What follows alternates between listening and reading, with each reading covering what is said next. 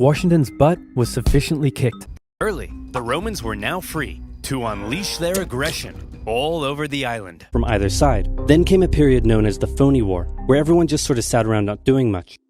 Corrupt government officials? Throw them in the trash. Bad infrastructure? Throw it in the trash. Women's rights? Throw them in the trash. Speaking of France, the French were still super proud of their victory in World War I. Government essentially decimated.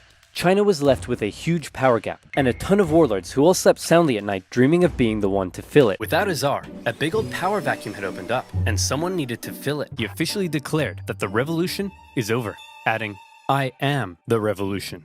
Napoleon's head could be seen for miles. Nicholas and the boys didn't see Japan as a threat, so they felt they could push Japan around. Having your colonies in open rebellion is one thing. Once they start arming themselves, that's when it really hits the fan.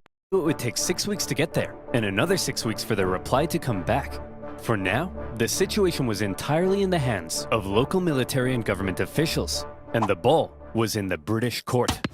King Louis and his family were now in the Tuileries Palace in Paris, where for the next couple of years, he watched as the revolutionary government began to strip away his power. Dong Zhuo ruled with an iron fist, and he did whatever the flip he wanted. Henry's council that he inherited from his father weren't happy with all the money he was just throwing around. With that, the dominoes were beginning to come crashing down on Napoleon. Let's start with Germany. Hitler hated the Treaty of Versailles, and now he was ready to begin undoing it.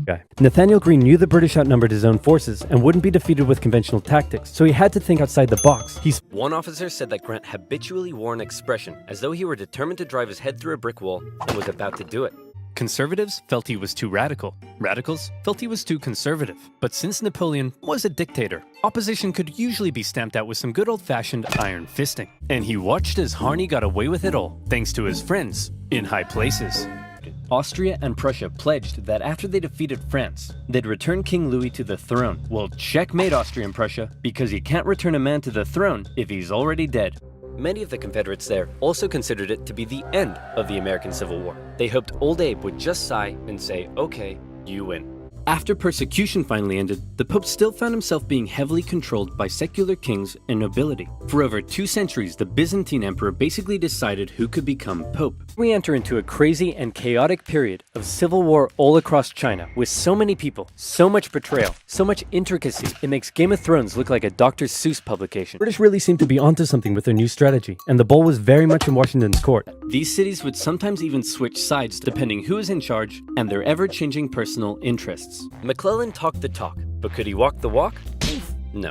If you thought this revolution already sounds pretty violent, well, you ain't seen nothing yet, son. He began levying huge, ruinous fines, left, right, and center. Dukes, bishops, barons, even his own mother. No one was safe from his tyranny. Lincoln sent out the call for 75,000 volunteers, and men signed up in droves. Unfortunately, Prussian King Frederick William III wasn't the smartest tool in the shed. Then, Hitler turned his eyes towards Poland and the hated Polish corridor, splitting Germany in two. At this point, the Allies really had to put their foot down. General Robert E. Lee, one of the most brilliant military commanders of the time, was now in charge. One of his biggest strengths was his ability to read the mind of his enemy, and he knew McClellan was cautious and weak. Also gave the RAF breathing space to reorganize, so Hitler kind of shot himself in the foot there. Just the foot for now. The plan. They know that Russia is so big and clumsy that it will take them a while to get ready for war. Lincoln hoped Grant would bring something new to the Eastern Theater, and bring something new he did. He had been getting friendly with Hungary and twisted their arm into signing the Tripartite Pact, and if the Confederates won, DC could fall. If the Union won, it would be a turning point, as the Confederates would run out of steam.